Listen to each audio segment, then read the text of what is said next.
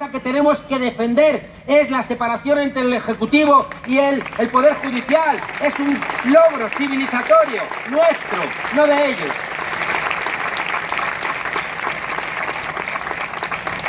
Y el otro día una frase en uno de los mítines la han querido presentar como si yo estuviera defendiendo lo contrario que he defendido durante 25 años. Mienten.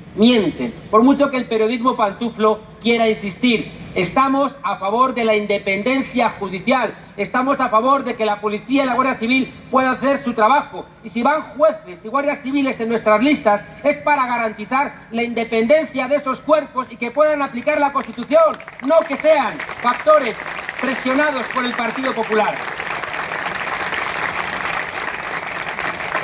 El Partido Popular, ya digo, presionando, y el Partido Popular, habéis visto, ¿no? En el caso de Victoria Rosell, el juez Salvador Alba, reuniéndose con el ministro Soria, ese que ha tenido que dimitir por mentiroso, por tener dineros en Panamá, y resulta que estaban reuniéndose previamente para sembrarle pruebas a Victoria Rosell. Fijaos, presionando de una manera terrible para que el número 1 del Tribunal Constitucional fuera una persona con carnet del PP. Hay un 10% de españoles y españolas que creen en la independencia del Tribunal Constitucional. Es una barbaridad. Tenía que ser el órgano con mayor credibilidad, pero el Partido Popular no lo ha permitido por su comportamiento. Y en ese sentido, fijaos, nos encontramos claro que el Partido Popular está acostumbrado a que una alcaldesa pueda proyectar la figura de Franco y de Himmler en un pueblo de Toledo y que diga que Franco fue un gran estadista, no el responsable de un genocidio, donde todavía hay 114.000 españoles, demócratas, republicanos enterrados en fosas comunes y en zanjas. Uno se pregunta cómo es posible que se encarcele a unos titiriteros por hacer el retablo de Don Cristóbal, que es una obra que hacía Federico García Lorca. Siempre el poder contra la bruja, y siempre aparecía el juez y el policía. Es una farsa contra el poder, y resulta que porque portan una pancarta que se la coloca un policía corrupto a la bruja que pone Gora Alcaeta, lo meten en la cárcel al titiritero, y en cambio esa alcaldesa que dice que un genocida era un hombre de Estado, esa no merece ir a la cárcel, esa no lo merece.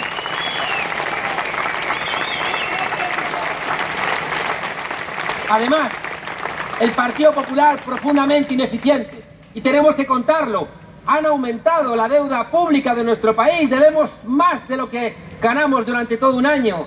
Son ineficientes, han vaciado, hay que decírselo a los abuelos, han vaciado más de la mitad la hucha de las pensiones. Cuando el Pacto de Toledo decía que se podía tocar hasta un 3%, han tocado más del 50%. Y siguen, fijaos, en su ineficiencia, creando trabajo basura. Y si hay trabajo basura, podrán decir que un trabajo de 1.000 euros lo convierten en 3 trabajos de 300 euros. Pero esos trabajos apenas cotizan. Y si no hay cotizaciones, no hay dinero para las pensiones. El Partido Popular está queriendo convertir a los pensionistas en preferentistas para que pierdan su posibilidad de tener una pensión digna. Y os decía que el Partido Socialista se empeña, pero antes de hablar del Partido Socialista, dejadme deciros una cosa que creo que es muy relevante. Han dicho los jueces que el Partido Popular se comporta en muchos lugares como una asociación para delinquir. Han demostrado en muchos lugares que son una estructura corrupta. Les hemos escuchado, una conversación, si yo estoy aquí para forrarme, y el otro le dice, claro. O el otro diputado que dice, no, si yo estoy aquí para tocarme los huevos, y el otro dice, pues claro, no vas a estar aquí para trabajar, ¿no? ¿Sabéis cuál es el problema? Que han tenido 7 millones de votos. Y yo estoy convencido de que no hay 7 millones de corruptos en nuestro país. Y por tanto tenemos la obligación de ir a toda esa gente mayor que no es corrupta, toda esa gente que vota con honestidad. El otro día me decía en Segovia una señora, ay, es que yo no sabía que iba de número 2 de la Serna.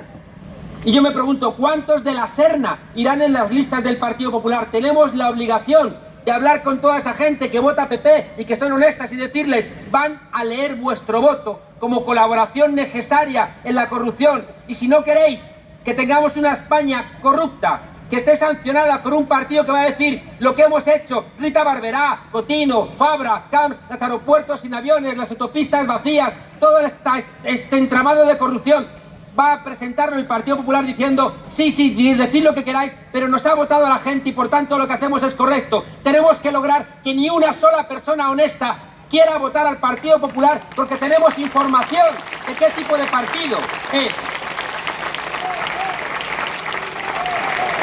Y os decía, para ir casi terminando, que el Partido Socialista se empeña en dar pena.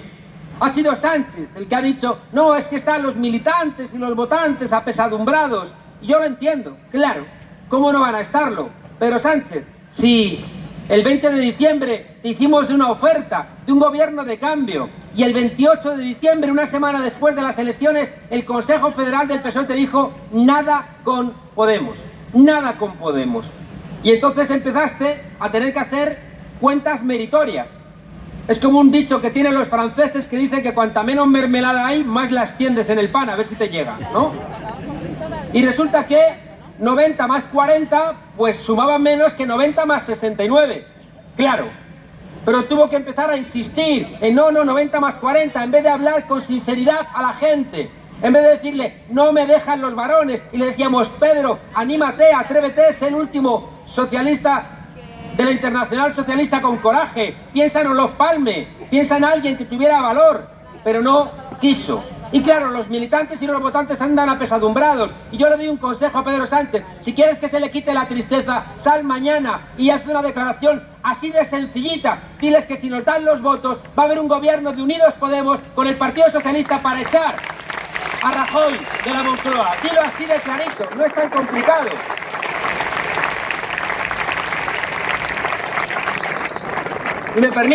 Y me permito también darle un consejo a Pedro Sánchez, y siguen insistiendo, lo cual demuestra una escasa generosidad.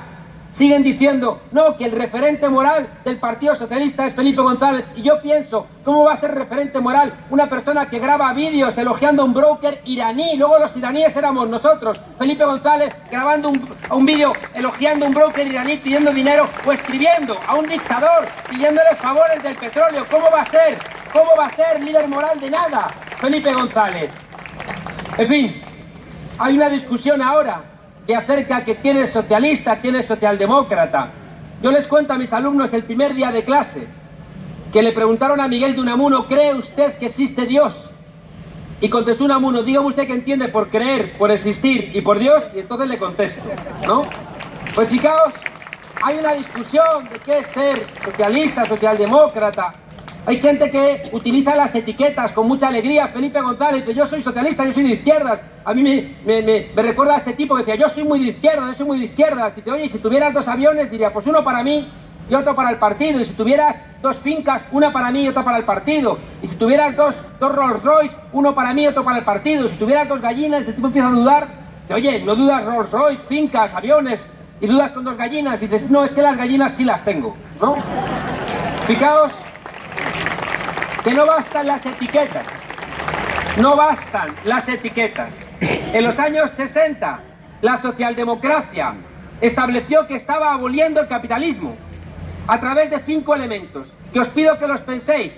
Las políticas keynesianas, que eran políticas donde el gobierno intervenía para sacar del mercado la educación, la sanidad, los bienes comunes. Políticas keynesianas, economía mixta, es decir, economía pública y economía privada. Liberalismo político, es decir, las elecciones servían para cambiar cosas. El Estado social, como una nueva forma de Estado. Y lo último, terminar con las desigualdades. ¿Dónde está ahí el Partido Socialista en estas 5 cosas? En el Estado social, como bien decías tú, cambiaron el artículo 135 de la Constitución para darle prioridad al pago de la deuda por encima del Estado social. Se cargan el Estado social. Economía mixta. Pero se han empezado a vender toda la propiedad pública, todas las empresas públicas. Empezó el PSOE y lo cerró el Partido Popular. Si estamos diciendo nosotros en nuestro programa que si hemos pagado con dinero de todas y de todos a Bankia y a Mare Nostrum, no queremos que siga siendo una banca privada, queremos que sea el germen de una banca pública para frenar a este fascismo financiero que le quiere doblar el brazo a los países. La democracia. Pablo Iglesias ha dicho una cosa muy sencilla, que no es tanto de que me pongo esta etiqueta, me pongo esta otra. Lo que ha dicho Pablo Iglesias es que socialistas de corazón, si queréis ver vuestras políticas puestas en marcha, aquí es donde tenéis vuestra casa, en esta formación política.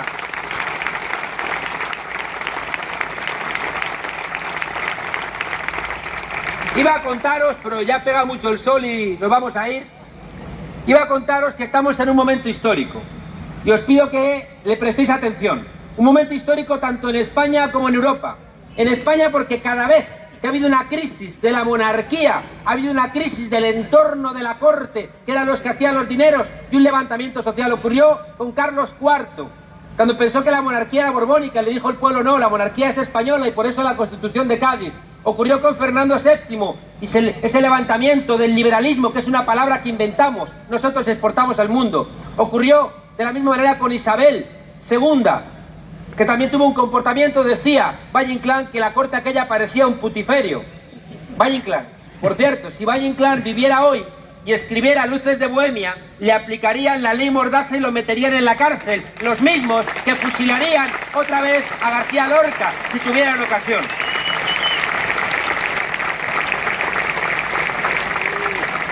Y lo mismo, fijaos, con la crisis del rey Juan Carlos I, que fue denunciada por la ciudadanía, por las plazas. Recordáis que de repente nos enteramos y eso generó un profundo enfado que tiene que ver con que estemos aquí. Recordad, de repente el rey estaba tan apesadumbrado, estaba tan roto en su corazón por el paro juvenil, le resultaba tan intolerable la suerte de más de la mitad de los jóvenes, que se fue a matar elefantes a ver si se le pasaba. Y resulta que coincide con un momento histórico en Europa. Lo que os he dicho antes de JP Morgan. Esta empresa están planteando acabar con todos los logros de 100 años de luchas obreras. Ha sido JP Morgan, ha sido la patronal, ha sido Fernández Díaz diciendo hace un par de semanas, recordad, diciendo Fernández Díaz: el pleno empleo y el trabajo estable es una reliquia del pasado. Recordad, os mando tarea. Hay 5 grandes temas que nos estamos jugando el futuro de Europa. El primero es el envejecimiento de la población, que ya hemos visto cómo lo quiere solventar Christine Lagarde. ¿Recordáis que dijo aquella: sí, hay un problema con las pensiones porque es que los viejos están viviendo demasiado y eso es un problema? Y a mí se me ocurrió decir: pues igual, si es un problema, podrías darnos ejemplo y, no sé, morirte tú. Pero, pese a que era una broma, me regañaron. Y salarial entre hombres y mujeres, que estaban contra la guerra, contra los desahucios, porque los niños no trabajaran, por separar Iglesia y Estado, y derrotados porque Bismarck había soltado, qué miedo les daba, había soltado a los soldados franceses porque le tenía más miedo a los comuneros que al ejército. Y resulta que iban atados camino de prisión o del exilio. Y un general a caballo le dice al sargento: desátame a los que tienen el pelo blanco, el pelo gris. ¿Por qué? Que me los desates. Y resulta que allí los desata y ese general los empuja contra una tapia y allí mismo los fusila. Y el sargento dice: ¿por qué ha hecho usted eso? Y dice: no entiendes nada. Si hoy, en 1871, estos se han levantado y tienen el pelo gris, ya eran mayores de edad cuando la revolución de 1848 y se han vuelto a levantar. Por tanto, estos son los peligrosos.